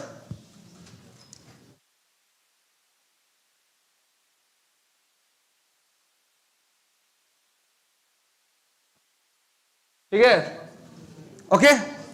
लॉर्ड लिनलिथगो, ठीक है। उसके बाद लॉर्ड वेवेल,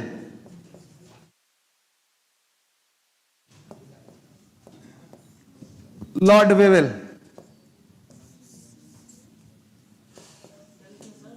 लॉर्ड वेवेल, हाँ लॉर्ड वेवेल, ठीक है, हाँ लॉर्ड वेवेल। लॉर्ड लिखा गया था ना जी, लॉर्ड, लॉर्ड वेवेल, ठीक है। लॉर्ड वेवेल 1944 से 47, हाँ पूरा इसका मामला निपट जेतो आज, है ना। हाँ लॉर्ड वेवेल, ठीक है, ठीक है। अब देखिए तो लिनलिथगो, अब लिनलिथगो देख लीजिए कि द्वितीय विश्व युद्ध शुरू हुआ तब भारत का वायसराय था ये, है ना।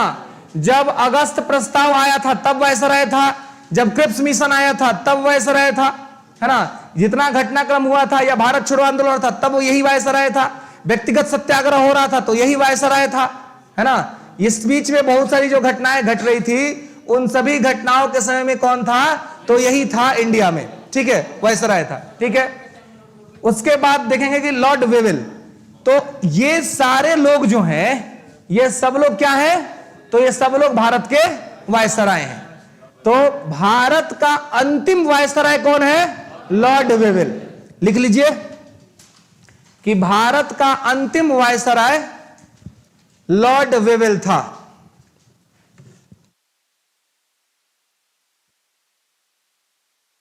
भारत का अंतिम वायसराय लॉर्ड वेवेल था।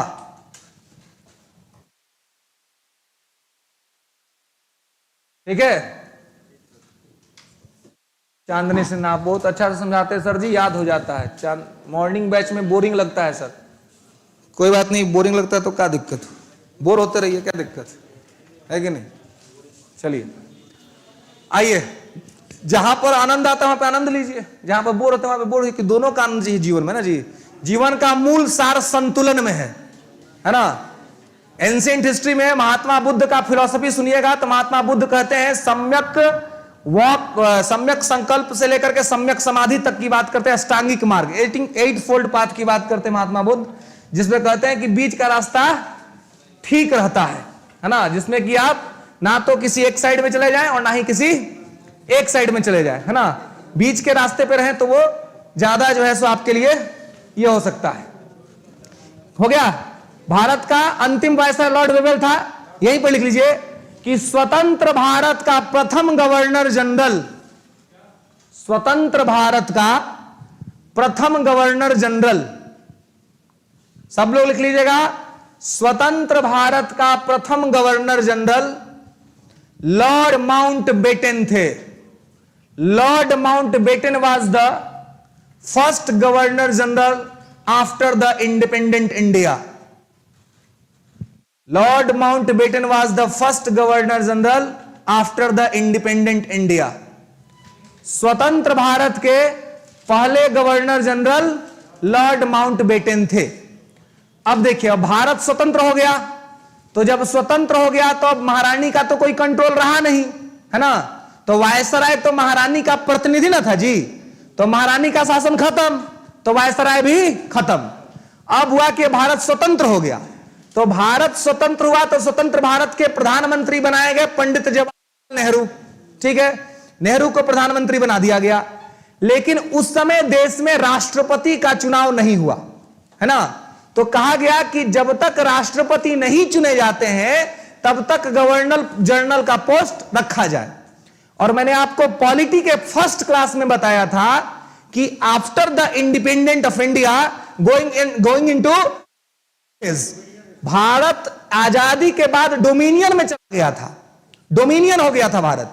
और डोमिनियन कब से कब तक रहा था, तो 15 अगस्त 1947 टू 25 जनवरी 1950, इस बीच में इंडिया डोमिनियन रहा था, है ना। इस बीच इंडिया डोमिनियन रहा था, तो इस बीच सिंबॉलिक तौर पर, सिंबॉलिक बोले तो प्रतीकात्मक तौर पर, प्रतीकात्मक तौर पर हम अपना हेड मानते थे ब्रिटेन की महारानी को ही। ठीक है, इसीलिए हमने रखा गवर्नर जनरल का पोस्ट। हालांकि हम चाहते तो किसी भारतीय को बिठा सकते थे उस पोस्ट पर, लेकिन पंडित जवाहरलाल नेहरू तत्कालिक भारतीय प्रधानमंत्री का लॉर्ड माउंटबेटन के साथ बेहतरीन संबंध था। लोग कहते हैं कि दोनों मित्र हुआ करते थे, है ना। इस वजह से नेहरू जी ने अतिशय प्रेम में पढ़ करके, पता ना, ज्यादा जब प्रेम में पढ़िएगा तो मामला गंभीर हो जाता है, लंपट मूर्ख के जैसे, जहांदार सा, है ना। तो वहां पर क्या हुआ कि उसने क्या कर दिया, नेहरू जी ने क्या कर दिया, नेहरू जी ने लॉर्ड माउंटबेटन को बना दिया भारत, स्वतंत्र भारत का पहला गवर्नर जनरल। इतना बड़ा काम कर दिया। इस बात की भारत में सार्वजनिक तौर पे आलोचना हुई, सब लोगों ने क्रिटिसाइज किया कि यह गलत है, यह ठीक नहीं किया नेहरू जी ने। और नेहरू जी ने जब सार्वजनिक आलोचना झेला इस मुद्दे पर, तो निर्णय किया कि लॉर्ड माउंटबेटन को जल्दी से जल्दी हटा दिया जाए। और तुरंत लॉर्ड माउंटबेटन को हटाया गया और सी राजगोपालाचारी को बना दिया गया स्वतंत्र भारत का गवर्नर जनरल। ठीक है, तो अगला लाइन लिखेंगे, लिखेंगे कि स्वतंत्र भारत के पहले और आखिरी, लिख लीजिए ना, पहले लिखिए ना पूरा लाइन हुआ भाई, बाद में कंफ्यूजन पूछिएगा। लाइनवा कंप्लीट करने के बाद हो सकता है कंफ्यूजन बचे ही नहीं। स्वतंत्र भारत के पहले और आखिरी भारतीय गवर्नर जनरल, स्वतंत्र भारत के पहले और आखिरी गवर्नर जनरल, हाँ आखिरी भारतीय गवर्नर जनरल सी राजगोपालाचारी थे। सी राजगोपालाचारी थे, लिख लेंगे C Rajagopalachari was the C Rajagopalachari was the first and last governor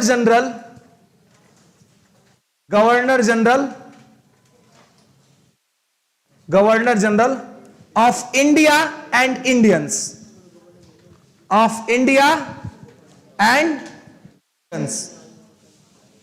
देखिए यहां पे कहने का मतलब क्या है, अगर आपसे यह पूछा जाएगा कि स्वतंत्र भारत का पहला गवर्नर जनरल कौन था, तो इसका एकदम आंसर होगा लॉर्ड माउंटबेटन। लेकिन अगर किसी भारतीय का नाम आएगा तो सी राजगोपालाचारी होंगे, क्योंकि ये पहले भी थे और आखिरी भी थे। इनसे पहले भी कोई भारतीय कभी नहीं बना था और इनके बाद भी कोई नहीं बना, क्योंकि ये जब बने 1948 में तो 1950 में संविधान लागू हो गया और संविधान लागू होने के बाद भारत गणतंत्र घोषित हो गया, और जब गणतंत्र घोषित हो गया तो राष्ट्रपति हमने अपना चुन लिया, राजेंद्र प्रसाद को। तो जो इंडिया इंडिपेंडेंस एक्ट 1947 जो बन करके आया था ब्रिटेन से, उसी में लिखा हुआ था कि जैसे ही डोमिनियन का भारत का संविधान लागू होगा उसी समय डोमिनियन खत्म हो जाएगा, और जब डोमिनियन खत्म हो जाएगा तो भारत पर ब्रिटेन का प्रतीकात्मक अधिकार भी नहीं रह जाएगा। फिर भारत पूरी तरीके से गणतंत्र हो जाएगा और फिर भारत संप्रभु हो जाएगा। सोवर्निटी, ये सारा कंसेप्ट पॉलिटी में बताए हुए हैं कि संप्रभुता का मतलब क्या होता है, गणतंत्र का मतलब क्या होता है, लोकतंत्र का मतलब क्या होता है, स्वतंत्रता क्या है, डोमिनियन क्या है। तो जैसे ही 26 जनवरी 1950 को संविधान लागू हुआ, भारत का डोमिनियन की आइडेंटिटी खत्म हो गई, भारत गणतंत्र हो गया, भारत संप्रभु हो गया और भारत के राष्ट्रपति हो गए राजेंद्र प्रसाद, और ऑटोमेटिकली गवर्नर जनरल का पोस्ट खत्म हो गया। इसी वजह से सी राजगोपालाचारी पहले और आखिरी गवर्नर जनरल थे। क्लियर है? कोई दिक्कत? हाँ जी, हाँ। डोमिनियन क्या होता है? बैठ जाइए। हाँ आप पूछिए। क्या? हाँ ठीक, बैठ जाइए। देखिए क्या है कि लॉर्ड माउंटबेटन जो थे वो पहले से इंडिया में आए हुए थे, ठीक है ना। 3 जून 1947 को वो एक प्लान लेकर के आए थे, भारत विभाजन का प्लान। इसी को कहते हैं बाल्कन योजना भी, और इसी के तहत क्या हुआ था कि भारत पाकिस्तान का बंटवारा हो गया था, ठीक है। तो वो इंडिया में आए जरूर थे। इंडिया में पहला जब आए थे तो उनका एक ही काम था कि भाई पार्टीशन का प्रारूप ड्राफ्ट आप तैयार कर दीजिए, विभाजन का, क्योंकि फिक्स था कि विभाजन होगा, जिन्ना साहब मानने वाले थे नहीं। तो इसलिए 3 जून 1947 को इनको यहां पर जब लाया गया तो इनको बेसिकली केवल एक इन्फॉर्मर के तौर पर भेजा गया था इंडिया में, और ये कम्युनिकेट करते थे, जिन्ना से करते थे, नेहरू से करते थे, और फिर अपना पार्टीशन का काम करते थे कि किस प्रकार से पार्टीशन करना है। तो तमाम तरह का उस समय का ये पावर इंजॉय करते थे, जो पावर इनको ब्रिटेन की अथॉरिटी ने दिया हुआ था। लेकिन बावजूद इनको जो है वो लीगल राइट्स नहीं था कि ये वायसराय के पद को धारण करें, लेकिन पावर इंजॉय कर रहे थे कुछ कुछ। इसके वजह से कुछ बुक्स के अंदर में इनको वायसराय के तौर पर सूचित किया जाता है, लेकिन लीगली तौर पर इंडिया के इंडिपेंडेंस तक जो डॉक्यूमेंट बेसिस पर भारत का वायसराय पद पर नियुक्त रहा था वो वेवेल ही रहा था। इनका काम केवल पाकिस्तान का बंटवारा करना था, पाकिस्तान को बना देना था, इसके लिए काम कर रहे थे। पहले से आए हुए थे, प्रभावी तौर पे काम कर रहे थे, इस वजह से इनका नाम देखने को मिल जाता है, लेकिन लीगली तौर पे नहीं थे। लीगली तौर पर इंडिया में इंडिपेंडेंट तक वायसराय के पोस्ट तक जो बना रहा था, जिसने पावर को हस्तांतरित किया था, इंडिपेंडेंस एक्ट जो बन गया था उसमें भी जिसका नाम का चर्चा है वो लॉर्ड वेवेल का ही चर्चा है, इसलिए वेवेल को ही अंतिम वायसराय के तौर पर माना जाता है, देखा जाता है, ठीक है। दूसरा बात, आप जो डोमिनियन की बात कर रहे थे तो लगता है आपने पॉलिटी की क्लास नहीं की थी। पॉलिटी का जो फर्स्ट क्लास, पहला क्लास जो मैंने वहां लिया था उस बिल्डिंग में, पहले ही क्लास में बताया था कि डोमिनियन क्या होता है। वहां बताया था राज्यों का प्रकार कि कॉलोनियल स्टेट क्या होता है, प्रोटेक्टोरेट स्टेट क्या होता है, और डोमिनियन स्टेट क्या होता है। अब पता नहीं पढ़ के उसी समय आप लोग भूल गए होंगे तो वो अलग बात है, लेकिन एक दो बार नोट्स को रिवीजन करते रहना है। देखिए डोमिनियन का मतलब होता है, कोई राज्य अगर किसी का डोमिनियन है तो इसका मतलब यह हुआ कि नाम मात्र का वो उसके अधीन है। जैसे वर्तमान में इसका एग्जांपल ऑस्ट्रेलिया है, कनाडा है ना, ये दोनों जो है ना अपने आप को मानता है कि हम डोमिनियन है ब्रिटेन के, लेकिन ब्रिटेन का इन पर कोई कंट्रोल नहीं है, किसी प्रकार का कोई कंट्रोल नहीं है, लेकिन नाम मात्र का बस ये कहते हैं कि हम वहां को अपना हेड मानते हैं। ठीक है, कारण यह है कि उनको बस ऑस्ट्रेलिया को बसाया किसने? अंग्रेजों ने बसाया। आज जो अमेरिका इतना पावरफुल बना, इस अमेरिका को अमेरिका किसने बनाया? अंग्रेजों ने बनाया। अंग्रेजी जब भारत से किसी को पकड़ के ले जाते थे अंग्रेज सब, या कहीं अपने उपनिवेश में जो चोरी बदमाशी डकैती करता था या गलती करता था, उसको सजा के तौर पे वो लोग या तो ऑस्ट्रेलिया में विस्थापित कर देते थे या फिर उसको अमेरिका भेज देते थे सजा के तौर पर। इसी वजह से ब्रिटेन कहता है कि हमारे यहां का चोर बदमाश भी देखिए कितना बढ़िया देश बना लिया है ना। ऑस्ट्रेलिया जैसा जो देश बना है ये कौन बनाया है? चोर बदमाश लोगों ने बनाया। जिनको ब्रिटेन ने दंड दिया उनको ऑस्ट्रेलिया भेज दिया, जिनको दंड दिया उनको अमेरिका भेज दिया, और आज देखिए अमेरिका कहां पहुंच गया, और आज देखिए कि ऑस्ट्रेलिया कहां पहुंच गया, है ना। ब्रिटेन से भी आगे हैं ये लोग, है ना। मतलब वर्ल्ड की पॉलिटिक्स में तो ब्रिटेन का कोई रोल ही नहीं होता है। आईआर में ब्रिटेन की वैसी स्थिति होती है जैसे एक मूवी आई थी, हमको पता नहीं उस मूवी का नाम क्या था, बट उस डायलॉग था कि जो जीजा जी कहेंगे राजू वही करेगा। हाँ कोई था ना। तो आज विदेश नीति में, फॉरेन पॉलिसी में ब्रिटेन की वही स्थिति है। ब्रिटेन कहता है कि जो अमेरिका कहेगा हम वही करेंगे, उसका कोई भी विदेश नीति सेपरेट नहीं होता है। सब विदेश नीति में वो ब्रिटेन अमेरिका का पिछलग्गू बनकर के घूमता है कि अमेरिका जो करता है उसी दायरे में वो लेकर के खुद को आगे बढ़ाता है। अभी कुछ दिन पहले उसके यहां ब्रेक्सिट हुआ था, है ना, जो ब्रिटेन से, यूरोपियन यूनियन से ब्रिटेन खुद को अलग कर लिया, है ना। तो उसमें भी वो जो कुछ भी किया था वो अमेरिका के सलाह और मशविरा के आधार पर किया था। ओके, तो यहां तक में किसी को दिक्कत, कोई समस्या नहीं ना। चलिए, तो आज के लिए बस इतना ही, फिर मिलेंगे नेक्स्ट क्लास में, और नेक्स्ट क्लास में आगे बात करेंगे। ओके।